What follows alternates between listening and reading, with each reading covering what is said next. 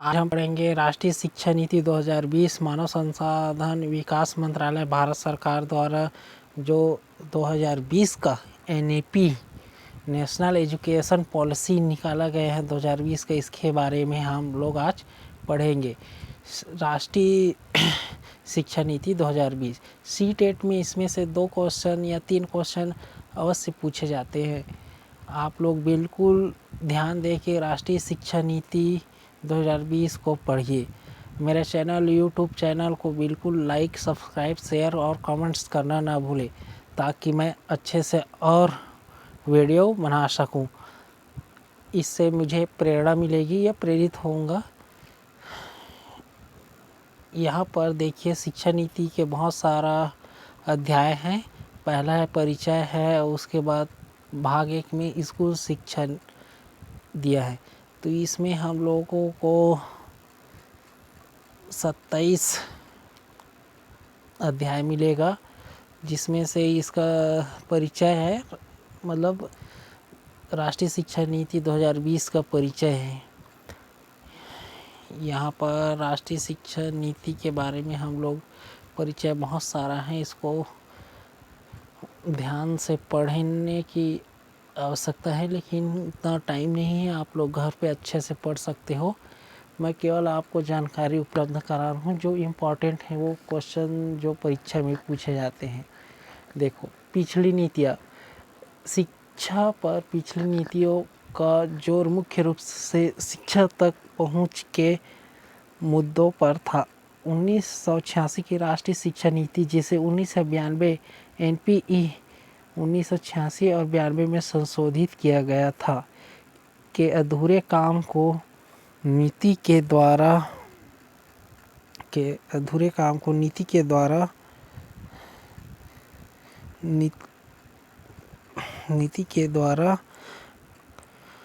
भरपूर प्रयास किया गया।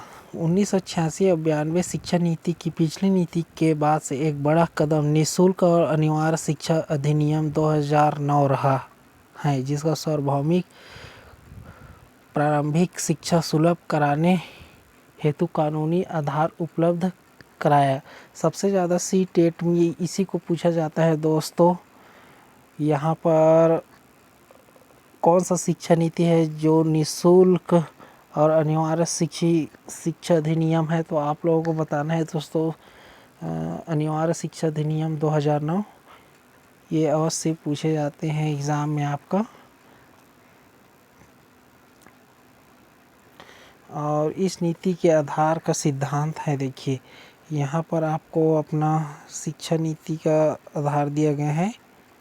जैसे मान लो इस नीति के आधार पर सिद्धांत, शैक्षणिक प्रणाली का उद्देश्य अच्छे इंसानों का विकास करना जो तर्कसंगत विचार और कार्य करने में सक्षम हो, जिसे करुणा और सहानुभूति, साहस, लचीलापन, वैज्ञानिक चिंतन और रचनात्मक कल्पना शक्ति, नैतिक मूल्य और आधार हो। इसका उद्देश्य ऐसे उत्पादक लोग तैयार करना है जो कि अपने संविधान द्वारा परिकल्पित समावेशी बहुलता समाज के निर्माण में बेहतर तरीके से योगदान रहे। जैसे इसका मूलभूत सिद्धांत है, इसमें से जरूर एक क्वेश्चन जरूर पूछे जाते हैं। जैसे मूलभूत सिद्धांत जो बड़े स्तर पर शिक्षा प्रणाली और साथ ही व्यक्तिगत संस्थानों दोनों का मार्गदर्शन करेंगे। ये है, देखो पहला सिद्धांत है आपका, हर बच्चे की विशिष्ट क्षमताओं की स्वीकृति, पहचान और उनके विकास हेतु प्रयास करना। ये बोल रहा है 2020 शिक्षा नीति। दूसरा है बुनियादी साक्षरता और संख्या ज्ञान को सर्वाधिक प्राथमिकता देना, जिससे सभी बच्चे कक्षा 3 तक साक्षरता और संख्यावान जैसे सीखने के मूलभूत कौशलों को हासिल कर सके। तीसरा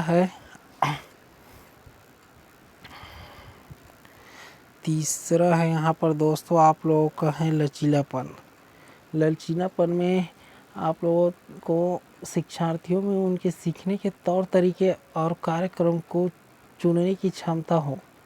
चौथा है कला और विज्ञान के बीच पाठ्येतर गतिविधियों के बीच, व्यावसायिक और शैक्षिक धाराओं आदि के बीच कोई स्पष्ट लगाव न हो, जिससे ज्ञान क्षेत्रों के बीच हानिकारक ऊंच नीच और परंपरा दूरी असमता को दूर किया जा सके, इस छुआछूत भावना न हो बोल रहे हैं यहाँ पर राष्ट्रीय शिक्षा नीति। उसके बाद नेक्स्ट है सभी ज्ञान की एकता और अखंडता को सुनिश्चित करने के लिए एक बहुविषयक दुनिया के लिए विज्ञान।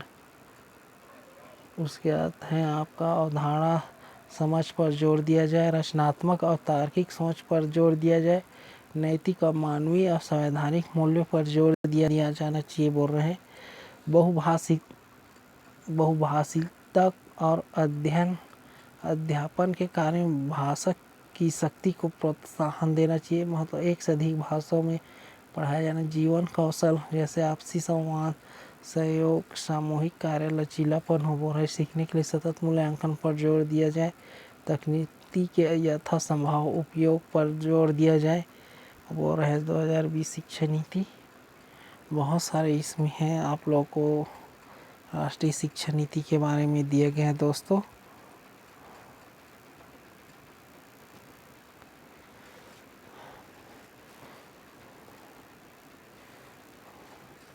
और है इसमें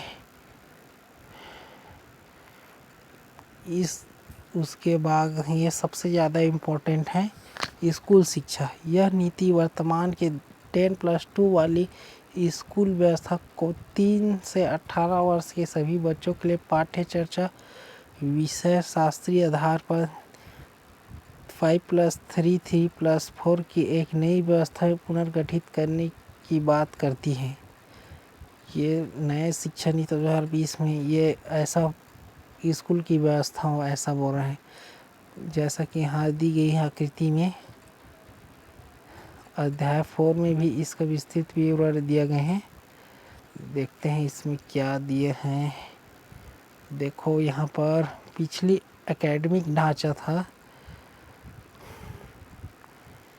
यहाँ पर देखो 4 स्टेज में 2020 की नई शिक्षा नीति है। जैसे आप लोगों को 3 ईयर्स मतलब 3 साल आपको आंगनबाड़ी प्री स्कूल बाल वाटिका में पढ़ाया जाए ऐसे बोल रहे हैं 2020 शिक्षा नीति। और क्लास 1 और 2 6 से 8 वर्ष के उम्र के बच्चे को भी इसी में शामिल है। उसे क्लास 3 से 5 तक यहाँ पर एज होगा, उम्र होगा बच्चों का 8 से 11 साल होगा। यहाँ पर आप लोगों को 3 क्लास को दिए गए, फिर उसके बाद फिर 3 क्लास को दिए हैं, 6 से 8 तक आप लोगों को दिए हैं। उसके बाद 9 से 12 तक आपको 4th है। यहाँ पर foundational, pre primary, middle school आपको 6 से 8 तक होना चाहिए बोल रहा है। सेकेंडरी स्कूल 9 से 12वीं तक होना चाहिए बोल रहा है यहाँ पर। फाउंडेशनल मतलब ये आपका बाल वाटिका में आपको 5 वर्ष तक पढ़ाया जाए, इसी को 5 बोला है यहाँ पर। देखिए 5+3 3+4 4 साल का आपका 9वीं से 12वीं तक रहेगा, 3 साल 6वीं से 8वीं तक रहेगा मिडिल क्लास। अब आपको प्री यहाँ पर प्री प्राइमरी आपका रहेगा क्लास 3 से 5 तक, बाकी आपका ये सब बाल वाटिका में कन्वर्ट रहेगा बोल रहे हैं यहाँ पर। नई शिक्षा नीति यहाँ पर वर्तमान में 3 से 6 की उम्र को 10+2 छात्र शामिल नहीं किए गए हैं, क्योंकि 6 वर्ष के बच्चों को कक्षा 1 में प्रवेश दिया जाए बोल रहे हैं। थैंक यू दोस्तों।